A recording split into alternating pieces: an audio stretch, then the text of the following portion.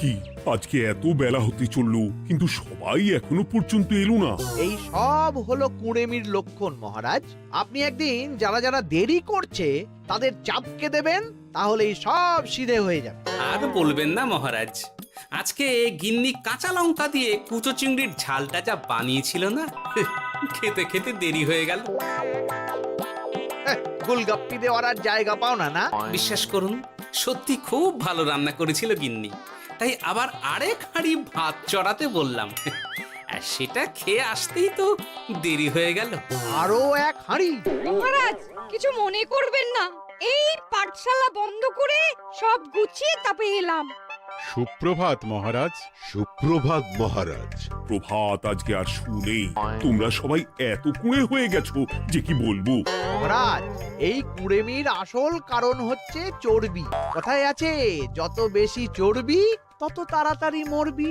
আপনি কি বলতে চাইছেন মন্ত্রী মশাই, যে আমি তাড়াতাড়ি মরে যাব আর আপনি মজা দেখবেন?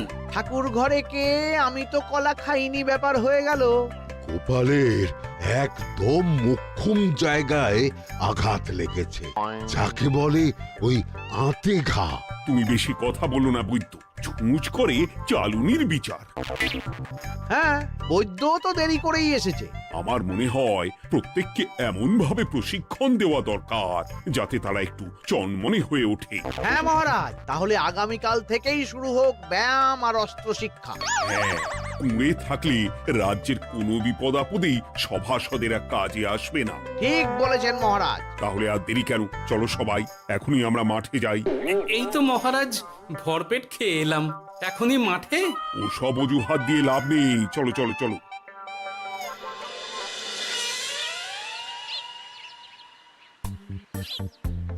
এবার সবাই সারিবদ্ধভাবে দাঁড়িয়ে পড়ো। এ কি, গোপাল কোথায়? মহারাজ, গোপাল আপনার পিছনে দাঁড়িয়ে আছে, চুপি চুপি। এই এই এই গোপাল, যাও যাও মাঠের মাঝখানে গিয়ে দাঁড়াও। এই চাঁদি ফাটা রোদে কেন মহারাজ সুস্থ শরীরকে ব্যস্ত করছেন? এইসব বাজে কথা শুনতে চাই না। শুয়ে বসে থেকে শরীরের কি অবস্থা করেছো? শরীরের নাম মহাশয়, যা সবে তাই সয়। তুমি যাবে না, তোমাকে এক্ষুনি বরখাস্ত করব। কি জ্বালা! যেখানে আমার সব কাজ বুদ্ধি দিয়েই হয়ে যায়, সেখানে গায়ের জোরের কি দরকার? হ্যাঁ, এই গোপাল, আমি 1 থেকে 3 অব্দি গুনবো, তারপরে সবাই এই মাঠের ধার বরাবর 5 বার পাক দিয়ে দৌড়বে। ঠিক আছে মহারাজ, আমি প্রস্তুত। আমি রোগা পটকা আছি, কোনো সমস্যাই হবে না। হয়ে গেল। সবাই প্রস্তুত? 1 2 3। কি হলো গোপাল, দৌড়াও দৌড়াও। মহারাজ, এর থেকে বেশি জোরে পারবো না। আই, কে আছো? একটা কঞ্চি দাও। এই সেরেছে। বেশ হয়েছে, বেশ হয়েছে। ব্যাটার এবার চর্বি কমবে। কি হলো গোপাল, হ্যাঁ হয়ে গেল? হ্যাঁ?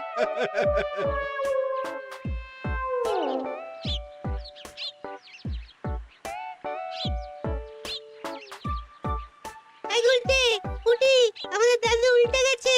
হ্যাঁ, তাই তো দেখছি। চল চল গিয়ে দেখি। উফ, চেহারার কি অবস্থা বানিয়েছো গোপাল, হ্যাঁ? এতটুকু দৌড়তে গেলেই চিটপটাং।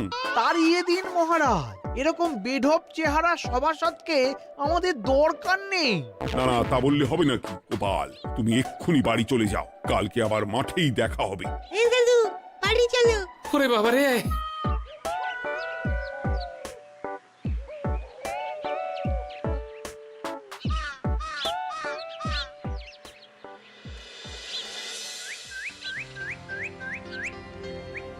আরে ধুর ছাতার মাথা, তখন থেকে জল খেয়েই চলেছ। কি হয়েছে সেটা বলবে তো? শরীর চর্চা হয়েছে, শক্তি খরচা হয়েছে, আর পারছি না। উফ, বাপরে বাপ, কি পায়ে ব্যথা! এই জন্যেই আমি বলি বাপু, একটু বপুটাও নড়াও, কিন্তু কার কথা কে শোনে? ওরে বাবা, অকারণে সুস্থ শরীর ব্যস্ত করব কেন বলো তো? বেশি নড়াচড়া করলেই আয়ু কমে যায়। তোমার এই বাজে কথা কোন শাস্ত্রে লেখা আছে শুনি? শাস্ত্রে কেন যাব, বাস্তবে জলজ্যান্ত উদাহরণ আছে। আমি মানতে পারছি না। হুম, মানতে পারছি না বললে তো হবে না, তোমাকে মানতেই হবে। বেশ, প্রমাণ করো। আমি যদি তোমাকে প্রমাণ করে দিতে পারি, তাহলে আজ থেকে বাড়ির বাজার দোকান করার দায়িত্বটাও তোমাকেই নিতে হবে। দিদা, তুমি তো ফেঁসে যাবে, দাদুর সঙ্গে বাজি লড়বে না। এই বাদ দে তো, তোর দাদু আগে প্রমাণ করুক যে বেশি নড়াচড়া করলে বয়স কমে। হ্যাঁ তাহলে বাজি? হ্যাঁ, বাজি। আচ্ছা ঠিক আছে, বেশ। তুমি তুমি একটা পশুর নাম বলো তো, যারা খুব তাড়াতাড়ি দৌড়য়। ঘোড়া, হরিণ, চিতাবাঘ আরো আছে। আচ্ছা, এবার সবচেয়ে আস্তে আস্তে কোন পশু চলে, এরকম একটা পশুর উদাহরণ দাও। কেন, কচ্ছপ? এই তো পেয়ে গেছে উত্তর। এবার তুমি বলো তো, কচ্ছপ কত বছর বাঁচে, আর ঘোড়া, হরিণ, চিতাবাঘ এরা কত বছর বাঁচে? চিতাবাঘ, ঘোড়া কেউই 30 বছরের বেশি বাঁচে না, কিন্তু কচ্ছপ 300 বছরও বেঁচে থাকে। হেরেছে, হেরেছে, আমার বউ হেরেছে। উফ, জীবনের কত বড় চাপ নেমে গেল। হ্যাঁ, এই তুমি আমাকে এভাবে হারালে। তখনই বললাম দাদুর সঙ্গে বাজি লড়তে যেও না। নাও এবার খেলা সামলাও।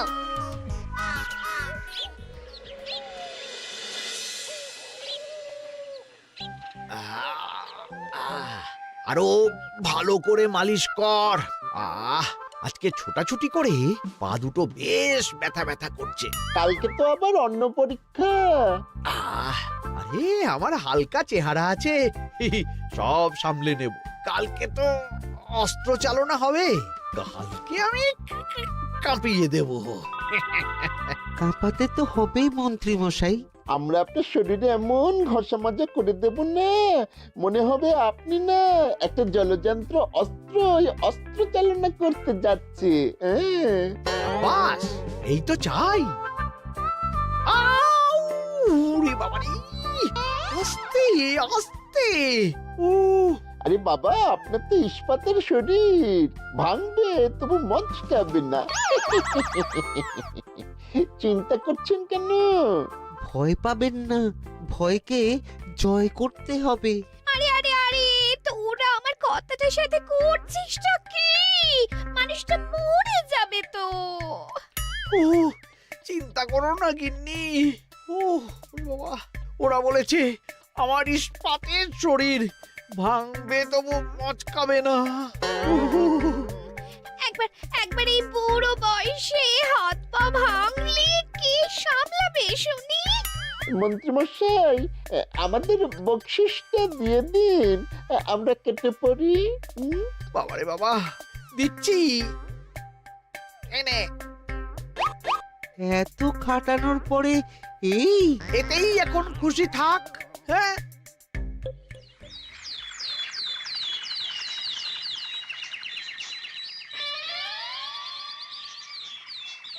এবার তোমাদের সকলকে অস্ত্র শিক্ষা দেওয়া হবে। উফ, রোজ রোজ কি জ্বালাতনে পড়েছি, বাপরে বাপ।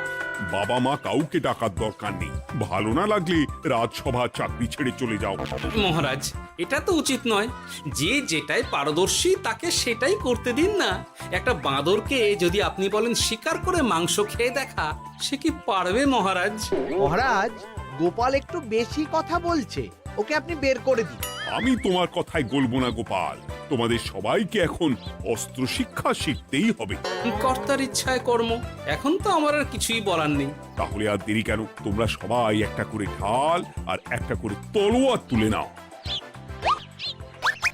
সেনাপতি, বলুন মহারাজ। তুমি সকলকে অস্ত্র শিক্ষা দেবে, তলোয়ার চালানো শেখাবে। এক এক করে প্রত্যেকে তোমার কাছে যাবে আর এক এক করে তুমি সবাইকে তলোয়ার চালানো শেখাবে। আচ্ছা মহারাজ, তাহলে ওই সবার প্রথমে চলে আসুন মন্ত্রী মশাই। হ্যাঁ, আমি প্রস্তুত। আমার শরীর ইস্পাতের মতো, ভাঙবো তবু মচকাবো না।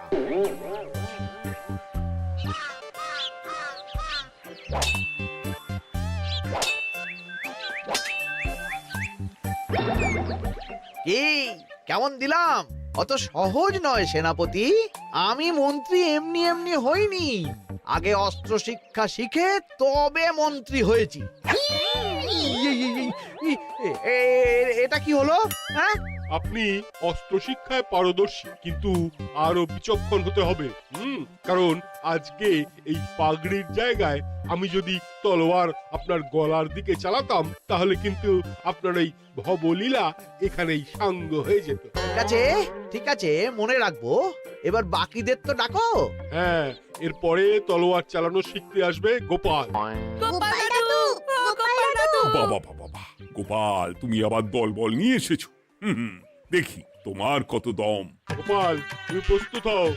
হ্যাঁ হ্যাঁ, আমি প্রস্তুত। ওরে বাবারে, এ তো ভয়ানক চাপের কাজ, আমাকে বেশ বেগ পেতে হচ্ছে। সামলাও গোপাল।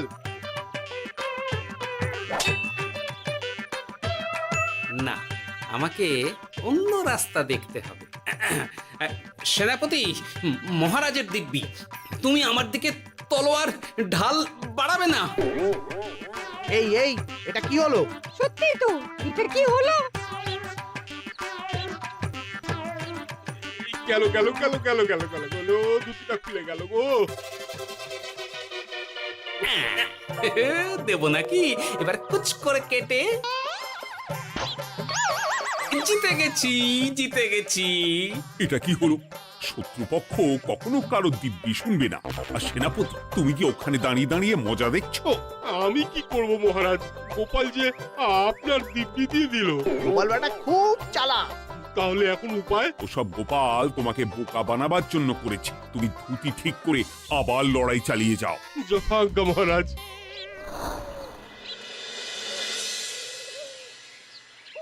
কিরে নেপলা, তোদের দিদা আমার জন্য কি রান্না করে পাঠিয়েছে রে? এই তো ভাত, আলু সেদ্ধ, এই পুঁই শাকের ঝোল আর রুই মাছের ঝাল। আর তোদের যে তোষক, বিছানার চাদর আনতে বলেছিলাম, এনেছিস তো? ওই তো দাদু, কুটির গুলটে আর বাকিরা সবাই ধরাধরি করে নিয়ে আসছে। ব্যাস, তাহলে তার কোনো চিন্তা নেই। খেয়ে একটা জব্বর ঘুম দেব, কারণ এখানে যা রঙ্গ দেখছি তাতে বিকেল হয়ে যাবে। তলোয়ার শিক্ষা আজকের মতন এইটুকুই থাক। এবার শুরু হবে বল্লম শিক্ষা। সবাই আবার আগের মতন সারিবদ্ধভাবে দাঁড়িয়ে পড়ো। আহ, তোদের দিদা পুঁই শাকটা কিন্তু বেশ জব্বর বানিয়েছে। তোদের দিদার হাতের রান্নার কোনো তুলনাই নেই। আহা, কি স্বাদ! এ কি, গোপাল আবার কোথায় গেল? এই তো মহারাজ, আমি এখানে ওই পুঁইয়ের ঝোল আর রুইয়ের ছাল দিয়ে ভাত খাচ্ছি। এসব কি মাঠের মধ্যে খাওয়া? আরে শরীরটাকে তো রাখতে হবে। তাড়াতাড়ি খেয়ে এইদিকে এসো। আসছি আসছি আসছি। এবার আমি তোমাদের দেখাবো কিভাবে বল্লম নিয়ে তেড়ে যেতে হয়। দেখান মহারাজ।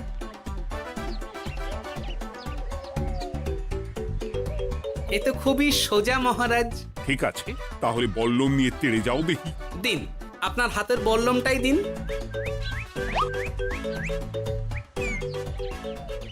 আরে আরে, গোপাল তো মাঠ থেকেই চলে গেল। আমি ডেকে আনছি মহারাজ। আরে আরে, ও গোপাল, গোপাল, মহারাজ ডাকছেন। থামো থামো। মহারাজ বলেছেন বল্লম নিয়ে তেড়ে যেতে। তেড়ে গিয়ে আবার ফিরে আসতে তো উনি বলেননি।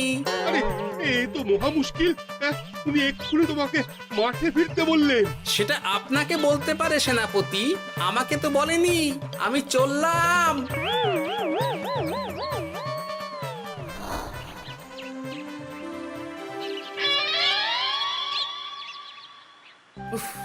বাবা রে বাবা, কি ঝক্কি! অনেক বুদ্ধি করে মাঠ থেকে খাটে চলে এসেছি। আমি আর উঠছি না।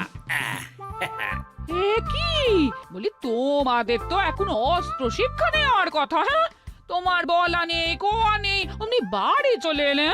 আরে বাবা, ওইসব অস্ত্র শিক্ষা মানেই সুস্থ শরীরকে ব্যস্ত করা, অসহ্য খাটনি, অযথা কষ্ট।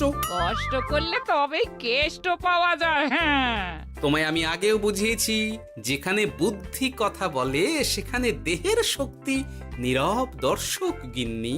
আরে বাবা, সে না হয় বুঝলাম, কিন্তু মহারাজ তো ভালোর জন্য সবাইকে অস্ত্র শিক্ষা দেওয়ার চেষ্টা করছে না?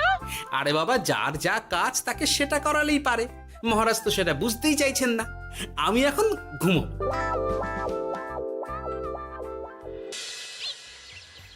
দরজা খোলো গোপাল, দরজা খোলো। গোপাল, গোপাল দরজা খোলো বলছি। ব্যাস হয়ে গেল। একটু শান্তিতে ঘুমাবো তার জো নেই। দরজা খোলো গোপাল। বলুন মহারাজ। তুমি কি পেয়েছোটা কি গোপাল? রাজসভায় দেরি করে আসবে, তারপর অস্ত্র শিক্ষার সময় ফাঁকিবাজি দেবে, এভাবে তো আর তোমাকে মনে হচ্ছে রাজসভায় রাখা যাবে না। মহারাজ, গোপাল তো মুখের কথার লোক নয়, ওকে তাড়িয়ে দিই। কেন মহারাজ? আমি কি এমন মহাপাপ করেছি যে আমাকে তাড়িয়ে দেবেন? এই যে আমার কথা শুনছো না, এটাই তোমার অপরাধ। অপরাধ নেবেন না মহারাজ। পণ্ডিতের দায়িত্ব পুজো করা, সভাকবির দায়িত্ব কবিতা বলা, সাহিত্য চর্চা করা, আর আমার দায়িত্ব হাসি মজা করে আপনার মন ভালো রাখা। কিন্তু আপনি আমাকে জোর করে যুদ্ধের ময়দানে ঠেলে দিতে চাইছেন। এটা আমার ইচ্ছে। আমিও তো মহারাজ ইচ্ছে করলেই অনেক কিছু করতে পারি। চোখ বন্ধ করে লক্ষ্য ভেদ করতে পারি, শুধু বুদ্ধি দিয়ে। আরে বাহ, এত বড় কথা! তাহলে মহারাজ, ওকে বলুন পরীক্ষা দিতে। কি পরীক্ষা? আমি একটা ঘরে বর্ম পরে দাঁড়িয়ে থাকবো। তোমার হাতে অস্ত্র দেব, আমার মাথায় একটা আপেল থাকতে হবে, আর তুমি কিভাবে আমার মাথা থেকে ওই আপেল ফেলতে পারো দেখবো। এ তো খুবই সোজা। কি গোপাল, তাহলে লড়বে নাকি বাজি? হ্যাঁ, লড়তে রাজি আছি। তাহলে আজ রাতেই হয়ে যাক পরীক্ষা।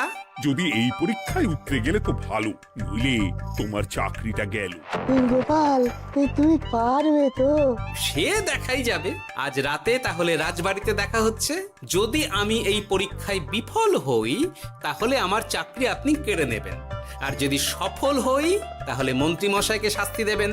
আমি নিজে সারা কৃষ্ণনগরে নাক্ষত দেব। বেশ, দেখা যাক।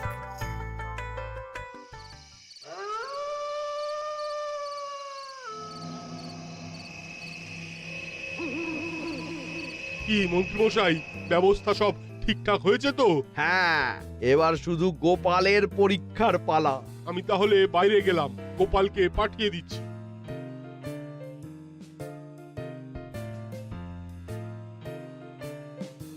এবার যাও গোপাল, ঘরের ভিতরে যাও, দেখি তুমি কি করে মন্ত্রীর মাথা থেকে আপেল ফেলতে পারো।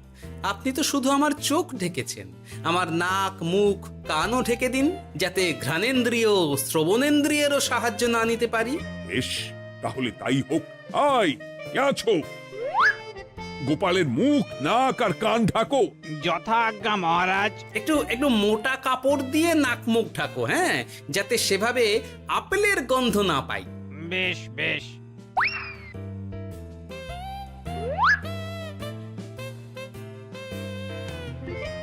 যাও গোপাল।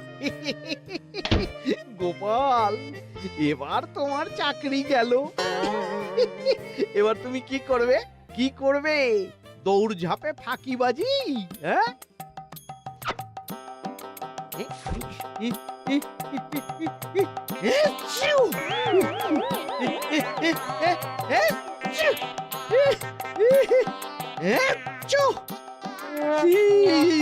গেল গেল গেল গেল গেল, আপেল পড়ে গেল। আপেল পড়ে গেল? মহারাজ, এর মধ্যেই গোপাল আপেল ফেলে দিয়েছে। ঘরের ভেতরে চলো।